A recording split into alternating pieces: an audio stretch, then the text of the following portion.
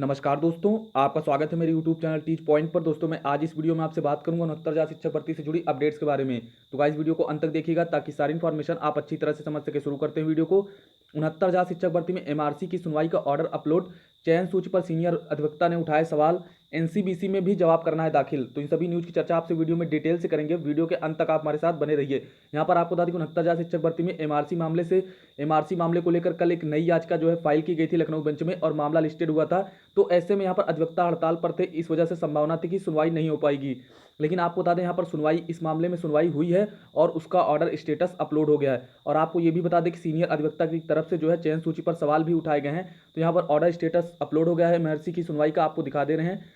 मामला जो है कोर्ट नंबर 10 में लगा हुआ था। आप देख सकते हैं महेंद्र पाल एंड अदर्स नाम से ये याचिका थी। महेंद्र पाल एंड अदर्स नाम से ये याचिका थी गाइस। इस पर सुनवाई भी हुई है। ऑनरेबल देवेंद्र कुमार उपाध्याय जी की बेंच में मामला लगा हुआ था, इस पर सुनवाई हुई है। और यहाँ पर आप देख सकते हैं, यहाँ पर श्री उपेंद्र नाथ मिश्रा की तरफ से बहस देखने को मिली है। और यहाँ पर स्टेट की तरफ से जो है Shri PK Singh learned additional chief standing counsel responding, और जो है यहाँ पर श्री अजय कुमार जी की तरफ से जो है बहस देखने को मिली है।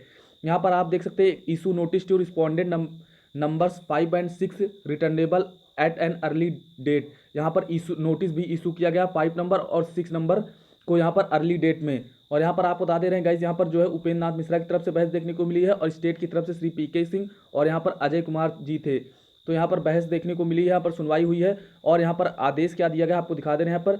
यहाँ पर ये कहा गया कि connect with writ petitions number 10122 of 2020 and other similar matters. यानी इस याचिका को भी जो अदर सेम याचिकाएं हैं उनके साथ जो है कनेक्ट कर दिया जाए। यानी इस याचिका को भी जो इस अदर जो सेम याचिका है उन्हीं के साथ जो है इस याचिका को भी कनेक्ट कर दिया जाए। और यहाँ पर जो है ये आदेश भी दिया गया है कि let counter affidavit in this case be filed by the respondents within a period of 4 weeks 2 weeks time thereafter shall be available to the learned counsel for the petitioners to file rejoinder affidavit. यानी इसमें भी ये कहा गया कि सरकार को जो है 4 सप्ताह का समय दिया है जवाब दाखिल करने के लिए, और जैसे ही जवाब दाखिल होता है उसके 2 सप्ताह के अंदर जो याचिका करता है वो रिजॉइंडर एफिडेविट दाखिल करे। यानी फिर से इस केस में भी जो है सरकार को 4 सप्ताह के अंदर जवाब दाखिल करने का समय दिया गया है। यहाँ पर जो है नोटिस जारी किया गया और यहाँ पर जो है बता दें इस याचिका में जो है सरकार को 4 सप्ताह के अंदर जवाब दाखिल करने के लिए कहा गया है। 4 सप्ताह के अंदर काउंटर सरकार जो है दाखिल करे और उसके 2 सप्ताह बाद जो है रिजॉइंडर एफिडेविट याचिकाकर्ता की ओर से दाखिल किया जाए। तो यहाँ पर फिर से एक बार 4 सप्ताह का समय सरकार को काउंटर दाखिल करने के लिए इस याचिका में भी दे दिया गया है। और यहाँ पर ये भी कहा गया, आप देख सकते हैं यहाँ पर सीनियर एडवोकेट जो हैं वो थोड़ा सा नाराज दिखे हैं। उनकी तरफ से कुछ सवाल भी उठाए गए हैं। List immediately after expiry of the aforesaid period. यानी ये अवधि समाप्त होने पर, यानी 4 सप्ताह और 2 सप्ताह की अवधि समाप्त होने के बाद जो है मामला फिर से लिस्टेड किया जाएगा। यानी ये मामला लगभग आपको जो है 1.5 महीने बाद लिस्टेड होता दिखेगा। यानी इस मामले में अब आपको सुनवाई लगभग 1.5 महीने बाद देखने को मिलेगी।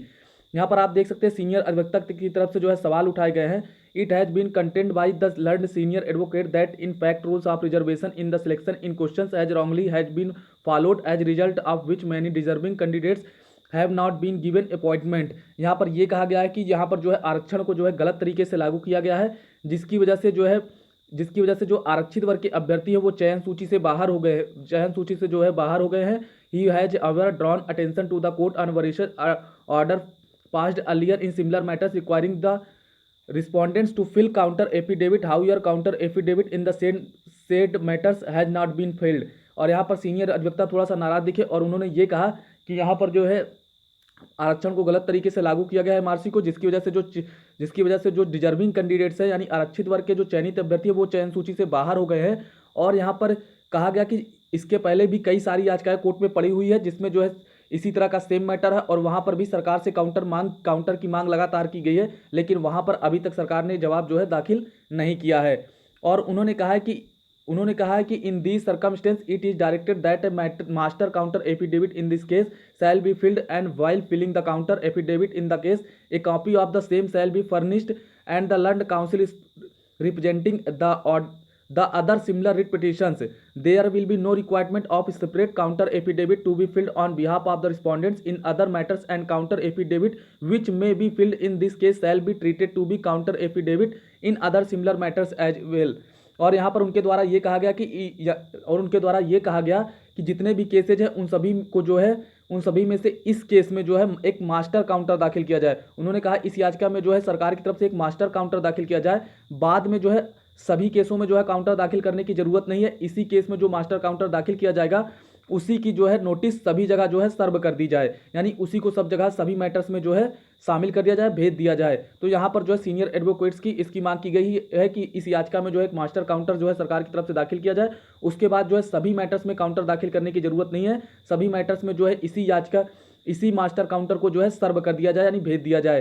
तो गाइस यहाँ पर सीनियर एडवोकेट्स नाराज हुए थोड़ा सा, उन्होंने चयन सूची पर सवाल उठाए हैं। उन्होंने ये कहा कि एमआरसी को गलत तरीके से लागू किया गया, जिसकी वजह से आरक्षित वर्ग के अभ्यर्थी जो है चयन सूची से बाहर हो गए हैं और सरकार से इसी तरह के सेम मैटर जो पहले भी लगे हुए हैं उनमें जो है काउंटर की मांग की गई है, लेकिन सरकार ने अभी तक काउंटर दाखिल नहीं किया है। तो यहाँ पर जो है उन्होंने कहा कि जो है एक मास्टर काउंटर जो है इस याचिका में जो है दाखिल किया जाए सरकार की तरफ से। तो यहाँ पर आप देख सकते हैं guys, The court expected that all senior individuals shall be made to file the counter affidavit on behalf of the respondents within the time being stipulated in today's order। तो यहाँ पर देखा ये कहा गया कि आज के आदेश के अनुसार जो है सरकार की तरफ से काउंटर दाखिल किया जाए और उसके 2 सप्ताह बाद जो है रिजॉइंडर एफिडेविट दाखिल हो, उसके बाद मामले को जल्द से लिस्टेड किया जाए। आप देख सकते हैं 25/8/2020 का मामला है। तो यहाँ पर एमआरसी मामले की सुनवाई हुई है और सरकार को जो है 4 सप्ताह का समय दिया गया है और उसके बाद सरकार को जो है 4 सप्ताह का समय जवाब दाखिल करने के लिए दिया गया है। उसके बाद दो सप्ताह का समय जो है रिजॉइंडर एफिडेविट दाखिल करने के लिए किया गया है। संभावना यही कि है अब इसकी जो है सुनवाई आपको लगभग 4 यानी 6 सप्ताह बाद, यानी लगभग 1.5 महीने बाद आपको सुनवाई देखने को मिलेगी। जैसे ही मामला लिस्टेड होता है आपको बताया जाएगा। हालांकि आपको बता देगा इस एमआरसी मामले की जितनी भी याचिकाएं पड़ी हुई उन सभी पर आपको बहस देखने को तभी मिलेगी जब सरकार की तरफ से जवाब दाखिल हो जाएगा, तभी आपको जो है इन सभी मामलों पर बहस देखने को मिलेगी। इससे पहले भी लगभग 6 याचिकाएं लग चुकी हैं। तो आज जो भी अपडेट्स होंगी कि जैसे ही मामला लिस्टेड होता है आपको बताया जाएगा। लोहा सिंह पटेल वाली याचिका भी जल्दी लिस्टेड हो सकती है, तो यहाँ पर भी आपको सुनवाई देखने को मिल सकती है। तो यहाँ पर बात करेंगे एनसीबीसी में भी जवाब करना है दाखिल। आपको बता दें इसी क्रम में जो है एनसीबीसी ने भी स्टे लगा रखा है और सरकार से जवाब की मांग की है और सरकार ने 10 दिनों का समय मांगा है डाटा दाखिल करने के लिए। तो ऐसे में जैसे ही 10 दिनों का समय समाप्त होता है वैसे ही आपको एनसीबीसी में भी सुनवाई देखने को मिलेगी। तो यहाँ पर कहीं ना कहीं 69,000 शिक्षक भर्ती में एमआरसी मामला थोड़ा सा गंभीर है और सरकार को चाहिए कि इस मामले को जल्द से जल्द निस्तारित करे, क्योंकि 69,000 शिक्षक भर्ती में कट ऑफ ऑर्डर कभी भी देखने को मिल सकता है, ताकि 69,000 शिक्षक भर्ती में जैसे ही कट ऑफ ऑर्डर आता है उसके बाद भर्ती प्रक्रिया किसी भी प्रकार से रुके नहीं और 69,000 शिक्षक भर्ती जल्द से जल्द निस्तारित हो सके। तो गाइस अभी तक के लिए इतनी अपडेट्स। यदि आपको वीडियो पसंद आई हो तो आप हमारे चैनल को सब्सक्राइब करें, लाइक करें, कमेंट करें और वीडियो को ज़्यादा से ज़्यादा शेयर कर दें। आज की वीडियो देखने के लिए आपका बहुत बहुत धन्यवाद। Thank you so much guys.